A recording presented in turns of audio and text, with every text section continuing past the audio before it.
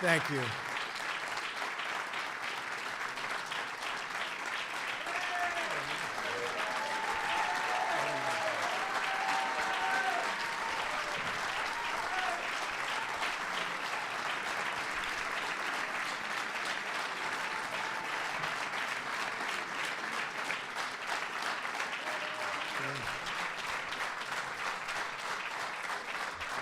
Thank you very much. Thank you.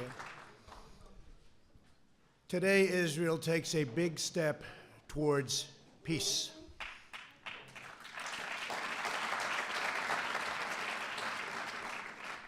Young people across the Middle East are ready for a more hopeful future, and governments throughout the region are realizing that terrorism and Islamic extremism are everyone's common enemy.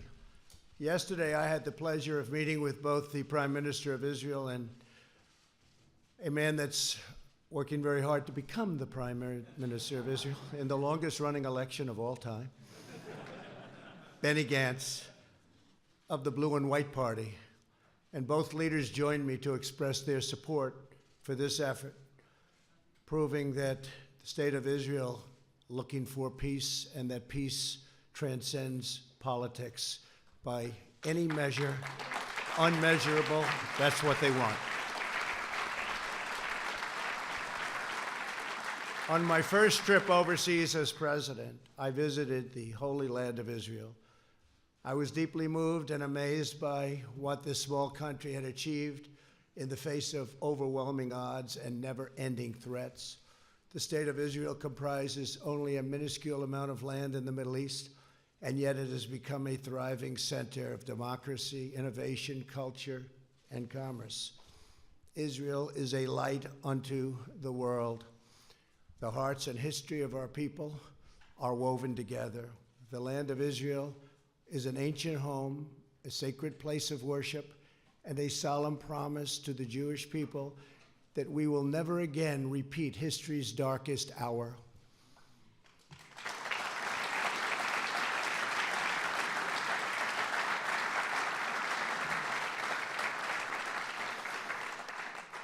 During my trip to Israel, I also met with Palestinian President Abbas in Bethlehem.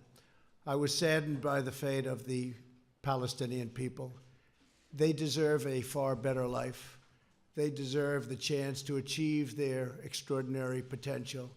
Palestinians have been trapped in a cycle of terrorism, poverty, and violence, exploited by those seeking to use them as pawns to advance terrorism and extremism. I returned from my visit determined to find a constructive path, and it's got to be a very powerful path forward in the Israeli-Palestinian conflict. To further this effort, I also met with President Abbas at the White House. Forging peace between Israelis and Palestinians may be the most difficult challenge of all. All prior administrations, from President Lyndon Johnson, have tried and bitterly failed. But I was not elected to do small things or shy away from big problems.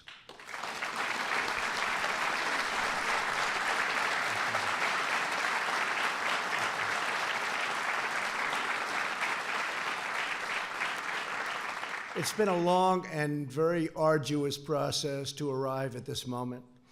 On Sunday, I delivered to Prime Minister Netanyahu my vision for peace, prosperity, and a brighter future for the Israelis and Palestinians. This vision for peace is fundamentally different from past proposals.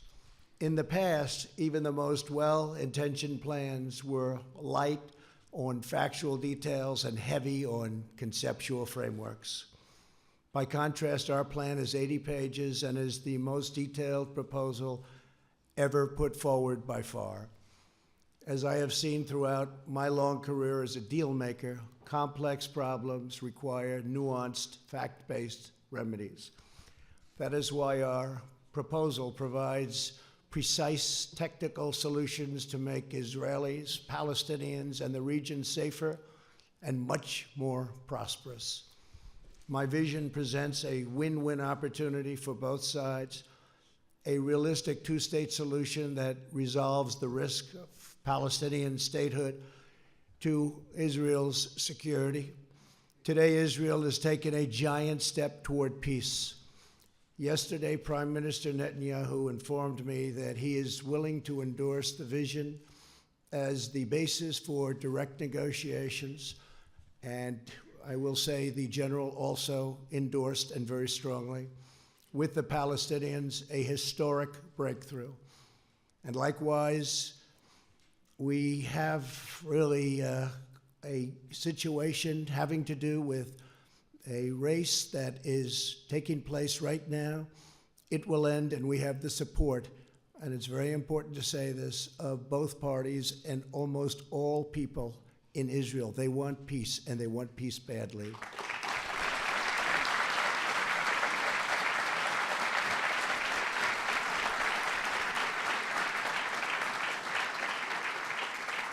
This is the first time Israel has authorized the release of a conceptual map illustrating the territorial compromises it's willing to make for the cause of peace, and they've gone a long way. This is an unprecedented and highly significant development. Mr. Prime Minister, thank you for having the courage to take this bold step forward.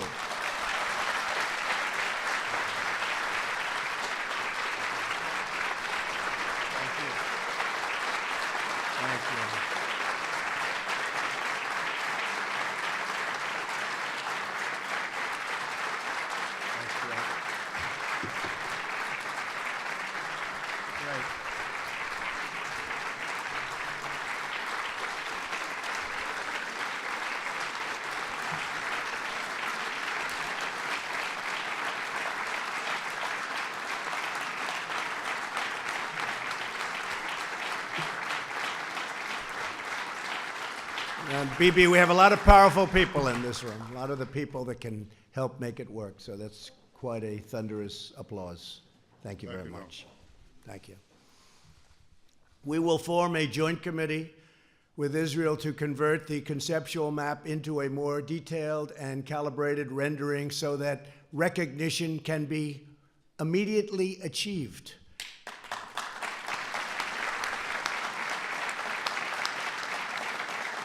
We will also work to create a contiguous territory within the future Palestinian state for when the conditions for statehood are met, including the firm rejection of terrorism.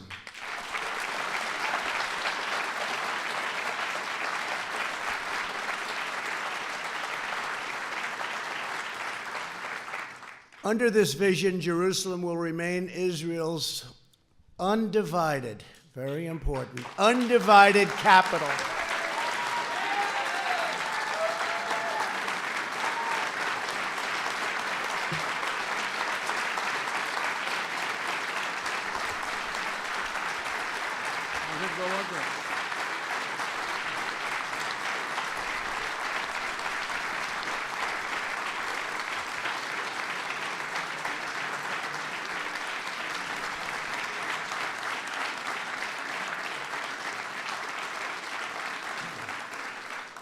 But that's no big deal, because I've already done that for you, right?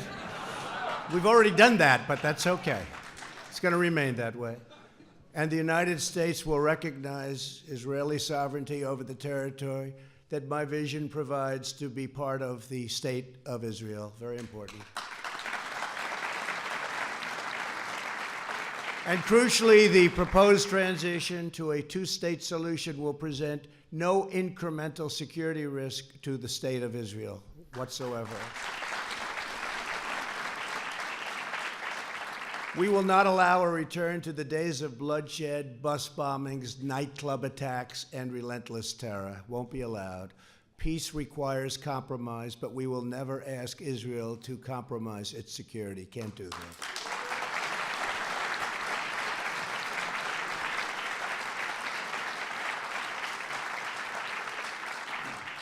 As everyone knows, I have done a lot for Israel, moving the United States Embassy to Jerusalem, recognizing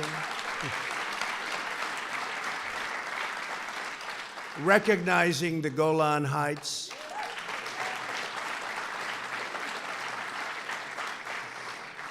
And frankly, perhaps most importantly, getting out of the terrible Iran nuclear deal.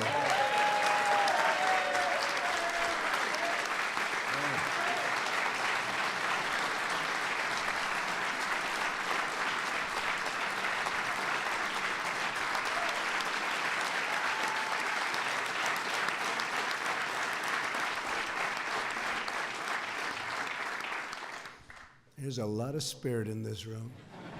It's true. You don't see it often. You don't see it often.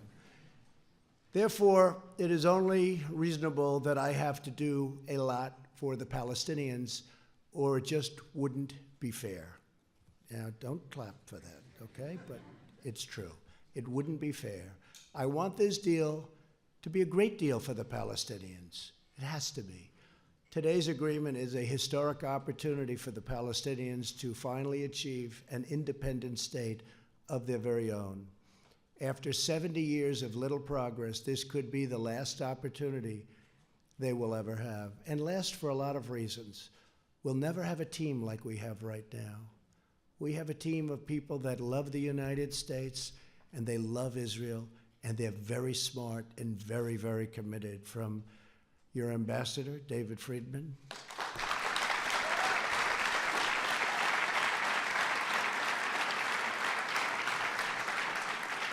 to Jason and Avi and Jared,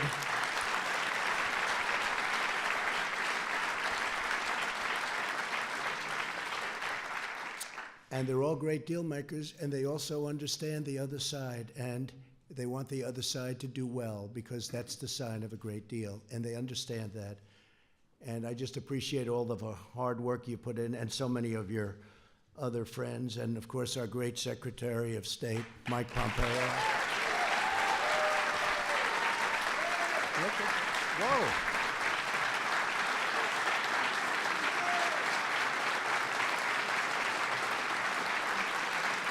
Wow, that's impressive. That was very impressive, Mike. That reporter couldn't have done too good a job on you yesterday, right? I think you did a good job on her, actually. That's good. Thank you, Mike. Great. Are you running for Senate? I guess the answer is no after that, huh? They all want him to. Kansas, great state. They want him to, but you're doing a great job. Don't move. The Palestinian people have grown distrustful after years of unfulfilled promises. So true. Yet I know they are ready to escape their tragic past and realize a great destiny. But we must break free of yesterday's failed approaches. This map will more than double the Palestinian territory and provide a Palestinian capital in eastern Jerusalem, where America will proudly open an embassy.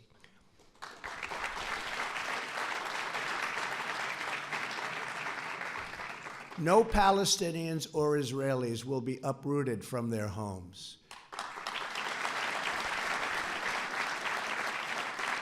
Israel will work closely with a wonderful person, a wonderful man, the King of Jordan, to ensure that the status quo of the Temple Mount is preserved and strong measures are taken to ensure that all Muslims who wish to visit peacefully and pray at the Al-Aqsa Mosque will be able to do so. This is a major statement. This is of major importance. And at the same time, our vision will deliver massive commercial investment of $50 billion into the new Palestinian state. You have many, many countries that want to partake in this, and many of them are surrounding. They all want this to happen. Virtually every one of them want this to happen, and I think, Bibi, you know that very well. You're going to have tremendous support from your neighbors and beyond your neighbors. Over the next 10 years, if executed well, 1 million great new Palestinian jobs will be created. Their poverty rate will be cut in half, and their poverty rate is unacceptable now and only getting worse. Their GDP will double and triple, and much-needed hope, joy, opportunity, and prosperity will finally arrive for the Palestinian people. Our vision will end the cycle of Palestinian dependency upon charity and foreign aid. They will be doing phenomenally all by themselves. They are a very, very capable people.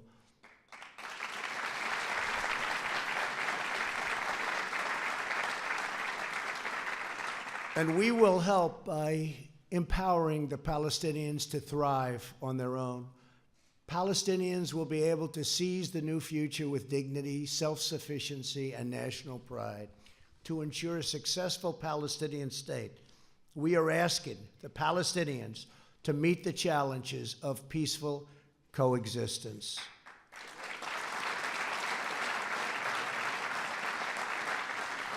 This includes adopting basic laws enshrining human rights, protecting against financial and political corruption, stopping the malign activities of Hamas, Islamic Jihad, and other enemies of peace, ending the incitement of hatred against Israel, so important, and permanently halting the financial compensation to terrorists.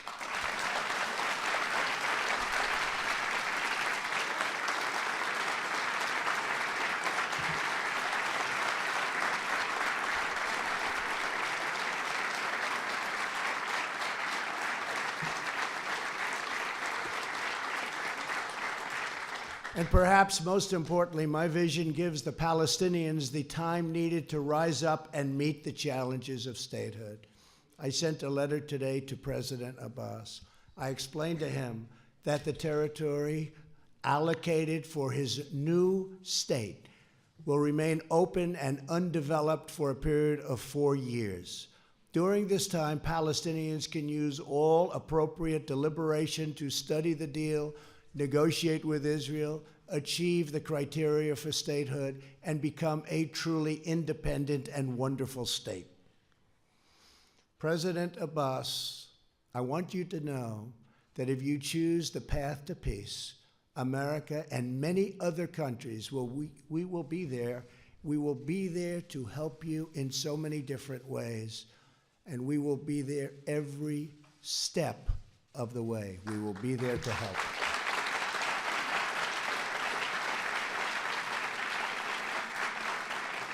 In other words, for the first time in many, many decades, I can say, it will work. It's going to work. If they do this, it will work.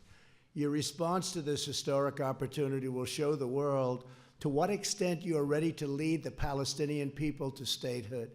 The Middle East is changing rapidly. On my first trip aboard as president, I traveled to Saudi Arabia to discuss our shared priorities with the 54 leaders of the Muslim and Arab countries. I made clear that all civilized nations share the same goals, stamping out extremism, creating opportunity for the region's youth, and we have to take care of the region's youth. The region's youth is growing up with no hope. We have to take care of the region's youth and existing in harmony with one's neighbors. Since that time, immense progress has been made. A growing number of nations have taken strong stands against terrorism and radicalization. You see it. Thanks to the courage of U.S. forces, the ISIS territorial caliphate, 100%, not 95%, not 99 or any other percent, 100% of the caliphate, ISIS, is destroyed, and its savage leader, al-Baghdadi, is now dead.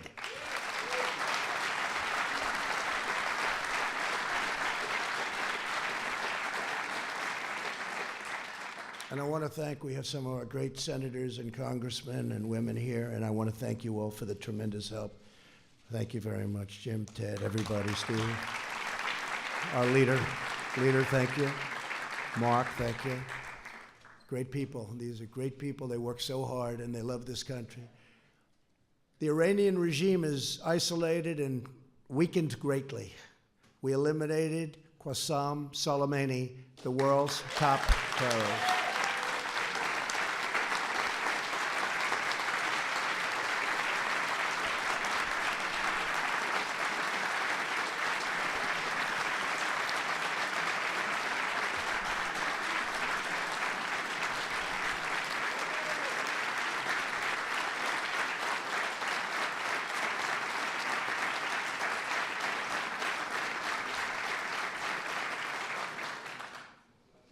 And as you know, he was with the head of Hezbollah. I don't think they were up to anything good. I don't think so. He ran an organization called Jerusalem Liberation Forces and used his hatred, total, severe hatred of Israel as a rallying cry to divert attention from the incompetence and shortcomings of his government. He falsely promoted the sinister notion that a free Jerusalem, we must really be at war with Israel. So to have it free, we have to be at war with Israel. And he said it very, very powerfully. In fact, it's been in this false war that Israel, really, the enemies of peace, have used it. They just used it as an excuse to divide and totally oppress the Middle East. In truth, Jerusalem is liberated.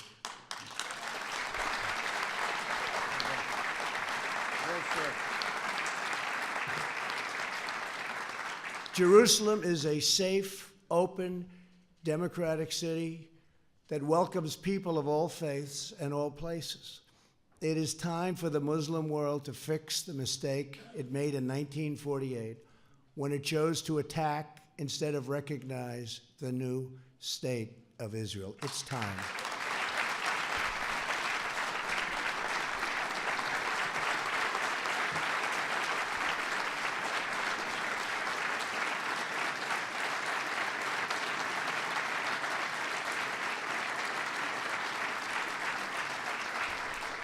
Since then, the amount of needless bloodshed and all squandered opportunities, so many squandered opportunities in the name of senseless causes, is beyond measure. The Palestinians have been the primary pawn in this regional adventurism, and it's time for this sad chapter in history to end quickly, end now. It's never too late for courageous leaders to set a new course, to pursue what is right, to change the future only for the better. America is prepared to work with all parties on our vision. So many other countries are willing, ready, and able to work with us. I've spoken to many of them. I cannot believe the amount of support this morning has. I cannot believe it. I have been called by leaders, Boris called, so many called, and they're all saying, whatever we can do to help, they all want to see it happen.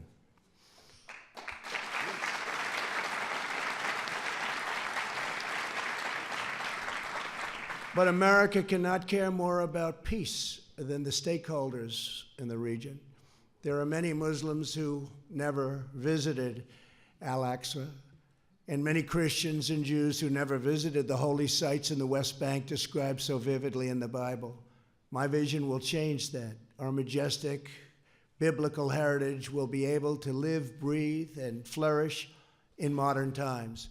All humanity should be able to enjoy the glories of the Holy Land. This part of the world is forever connected to the human soul and the human spirit. These ancient lands should not be symbols of conflict, but eternal symbols of peace. Thank you again for all of the work you've all done and all of these incredible honored guests for being here. And in particular, I want to thank Prime Minister Netanyahu. I also want to thank Oman, Bahrain, and the United Arab Emirates for the incredible work they've done, helping us with so much and sending their ambassadors to be with us today. Thank you very much for being here. Oman, Bahrain, and the Arab Emirates? Yeah.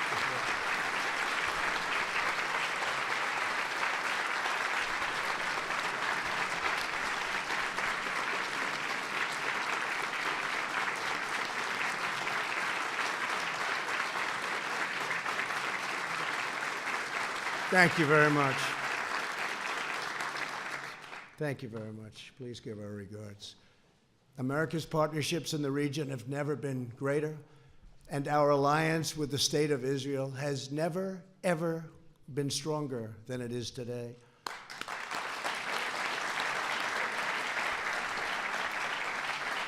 Together, we can bring about a new dawn in the Middle East. And I would now, again, just like to thank everybody and A very special group of people, an incredible group of people. So many have been with us on this journey right from the beginning, and we're getting there. They say it's the toughest deal ever to make. In business, when I have a tough deal, people would say, this is tougher than the Israelis and the Palestinians. They used it as an excuse, meaning that was always the standard. Actually, there's nothing tougher than this one, but we have to get it done. We have an obligation to humanity to get it done.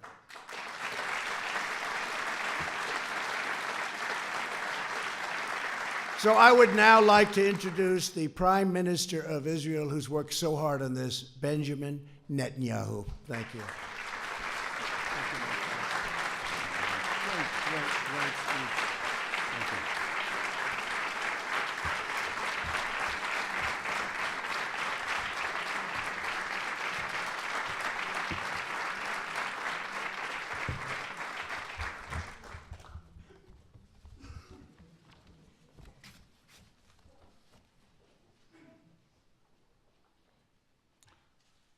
In the Middle East, we drink water before a long voyage.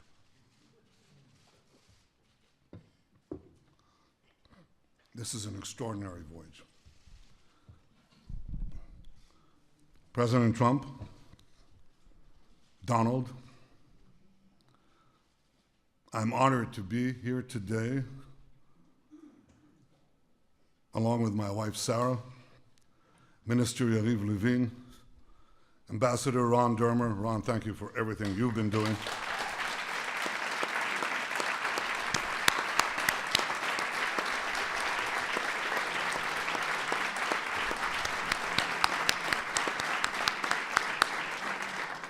National Security Advisor Meir Ben Shabbat, thank you too, Mayor. And our entire delegation. We are honored to be here with you, Mr. President, with Secretary of State Mike Pompeo. We applaud you, Mike. Secretary of the Treasury Steve Mnuchin, National Security Advisor Robert O'Brien, America's UN Ambassador Kelly Craft, Jared Kushner and Ivanka, it's good to see you both.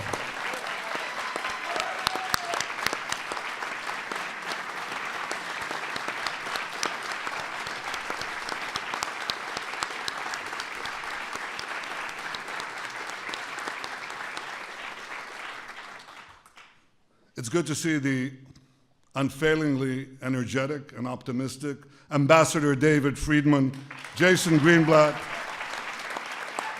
Avi Berkowitz, Brian Hook, and the rest of your exceptional peace band, Mr. President. It's good to be here with the other distinguished ladies and gentlemen of your administration, with senators and members of Congress who are Israel's greatest friends on Capitol Hill. Thank you.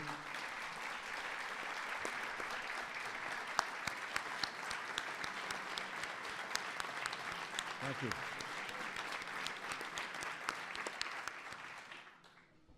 With the ambassadors of the United Arab Emirates, Bahrain, and Oman, what a pleasure to see you here, and what a sign it portends.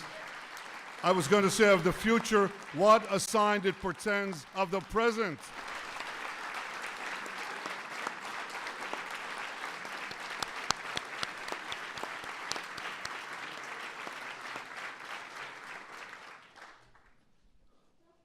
To all of you and to the many other distinguished guests who are here today,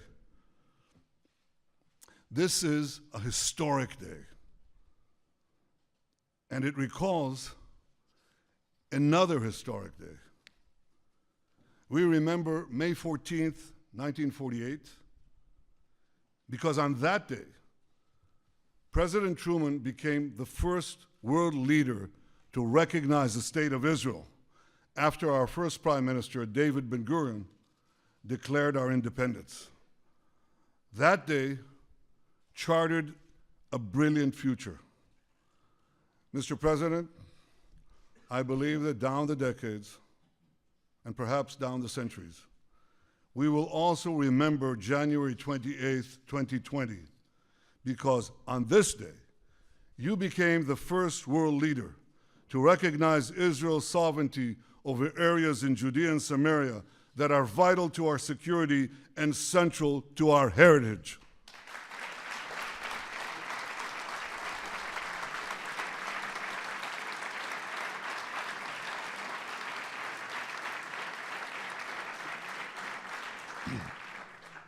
And on this day, you too have charted a brilliant future for Israelis, Palestinians, and the region by presenting a realistic path to a durable peace.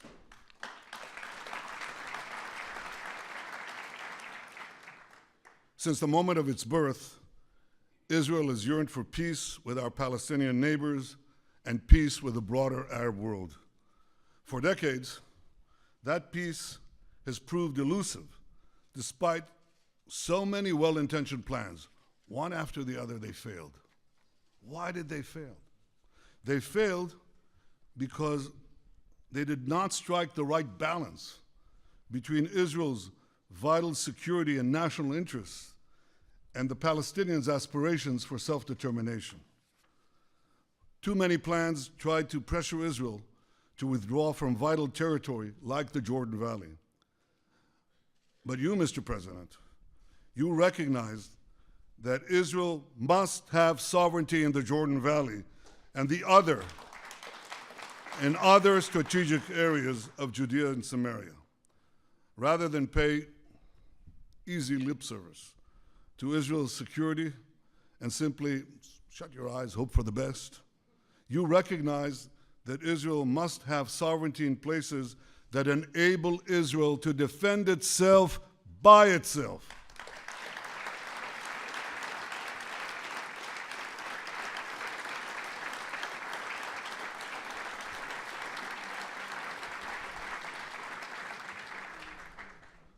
For too long, far too long, the very heart of the land of Israel, where our patriarchs prayed, our prophets preached, and our kings ruled, has been outrageously branded as illegally occupied territory. Well, today, Mr. President, you are puncturing this big lie.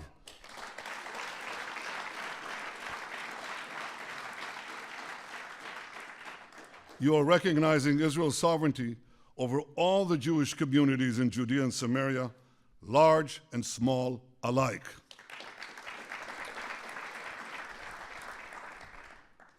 These, as the distinguished pastors who are here know very well, these are places inscribed in the pages of the Bible.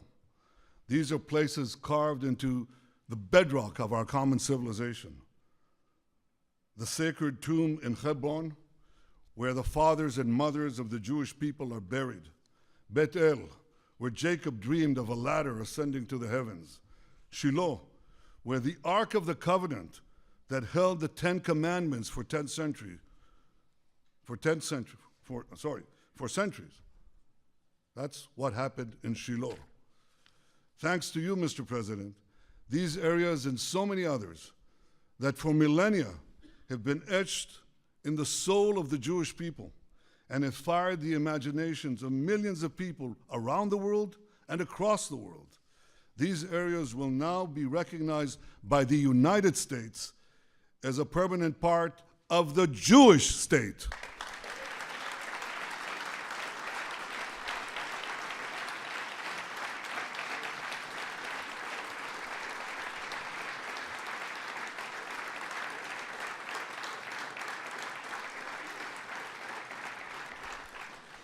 Mr. President, because of this historic recognition, and because I believe your peace plan strikes the right balance where other plans have failed, I've agreed to negotiate peace with the Palestinians on the basis of your peace plan.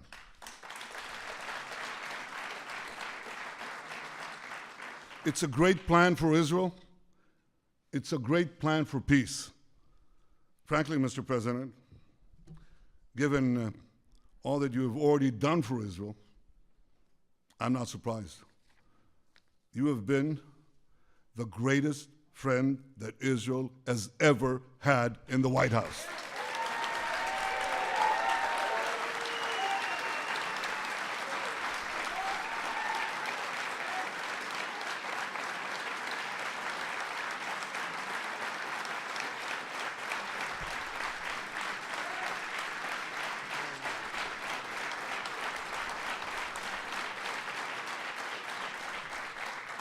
Frankly, though we've had some great, outstanding friends in these halls, it's not even close.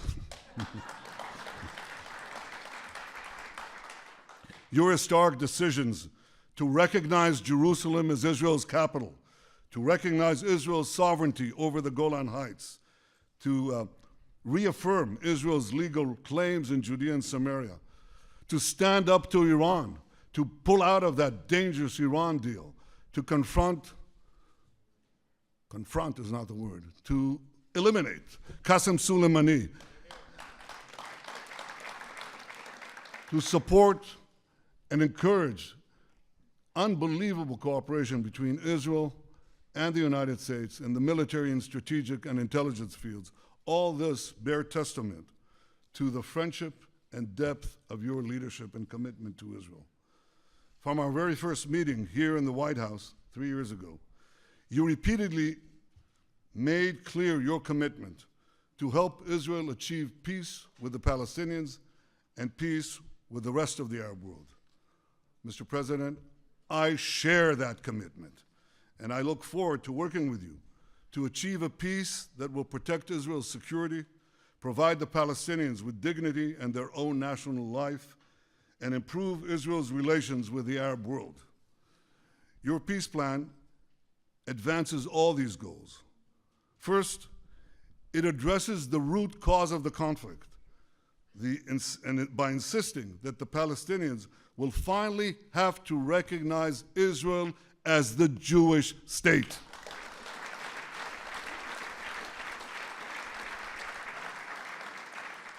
Second, it stipulates that Israel will retain security control in the entire area west of the Jordan River, thereby giving Israel a permanent eastern border to defend ourselves across our longest border. This is something we've longed to have. We now have such a recognized boundary. Third, your plan calls for Hamas to be disarmed and for Gaza to be demilitarized.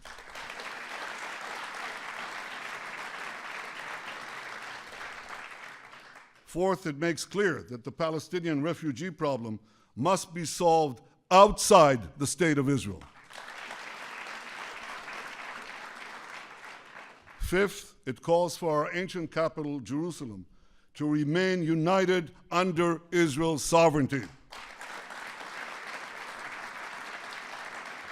It, of course, ensures that religious sites remain accessible to all faiths, and it maintains the status quo on the Temple Mount. Sixth, your plan does not uproot anyone from their homes, Israelis and Palestinians alike. Instead, it proposes innovative solutions whereby Israelis will be connected to Israel and whereby Palestinians will also be connected to one another. That helps if you have these real estate people, you know. They can come up with things normal human beings don't think about, and they have. Mr. President, Israel wants the Palestinians to have a better life. We want them to have a future of national dignity, prosperity, and hope. Your peace plan offers the Palestinians such a future. Your peace plan offers the Palestinians a pathway to a future state. I know that it may take them a very long time to reach the end of that path. It may even take them a very long time to get to the beginning of that path. But if the Palestinians are genuinely prepared to take that path, if they're genuinely prepared to make peace with the Jewish state, and if they agree to abide by all the conditions you have put forward in your plan, Israel will be there. Israel will be prepared to negotiate peace right away.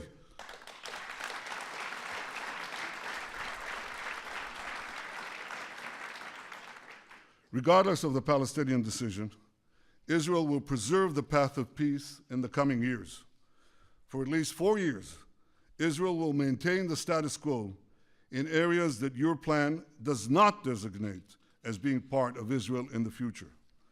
At the same time, Israel will apply its laws to the Jordan Valley, to all the Jewish communities in Judea and Samaria, and to other areas that your plan designates as part of Israel, and which the United States has agreed to recognize as part of Israel.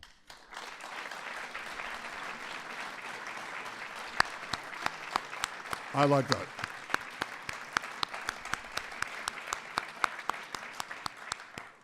This decision will protect Israel's security, ensure Israel's national interests, and leave open the possibility of a political settlement with the Palestinians in the coming years. Mr. President, I hope the Palestinians embrace your vision of peace. Embrace the plan that you and your team and us worked so hard to achieve. I hope that they seize the opportunity offered by your sweeping economic plan. I've read it.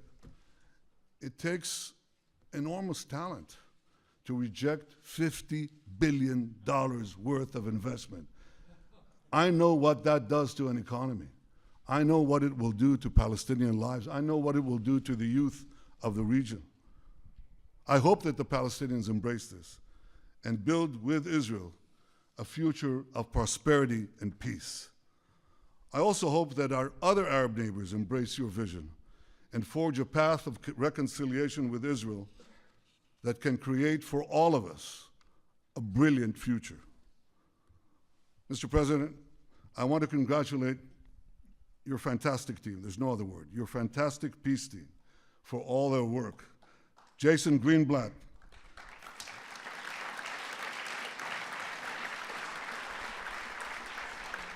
thank you, Jason, for the terrific job you did as America's peace envoy for nearly 3 years. Avi Berkowitz, thank you for stepping out. Thank you, Avi, for stepping out from your important behind the scenes role and ably working in those past few months to get this plan done. Ambassador David Friedman, thank you, David.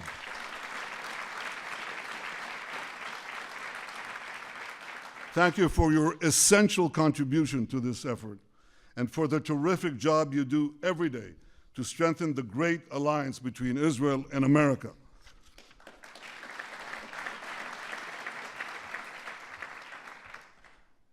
And Jared Kushner, without your wisdom, your persistence, your resolve, this day would have never come.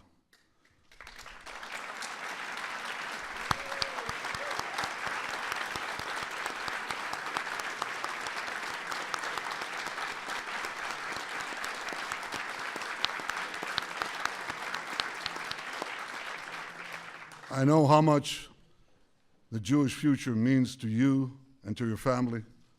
Well, Jared, today you have helped secure that future. The Jewish state owes you, and it owes President Trump, an eternal debt of gratitude.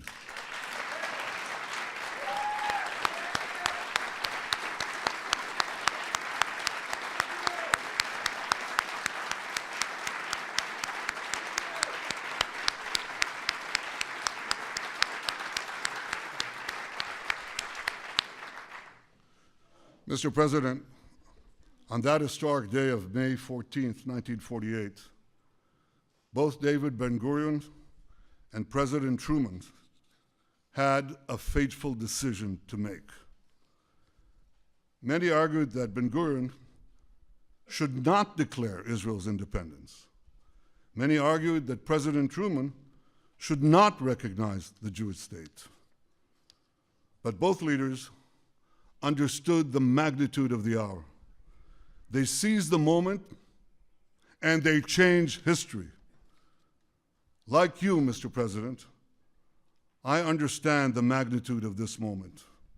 With you, Mr. President, I'm prepared to seize the moment and change history. I know that there'll be opposition. There's always opposition. I know there'll be many obstacles along the way, much criticism. But we have an old Jewish saying, if not now, when? And if not us, who? Im lo achshav, matai? Im lo anachnu, az mi? Mr. President, your deal of the century is the opportunity of the century. And rest assured, Israel will not miss this opportunity. Mr. President, Donald, Israel is blessed to have your friendship and your powerful leadership, and Israel is blessed to have the friendship of the greatest power on earth, the United States of America.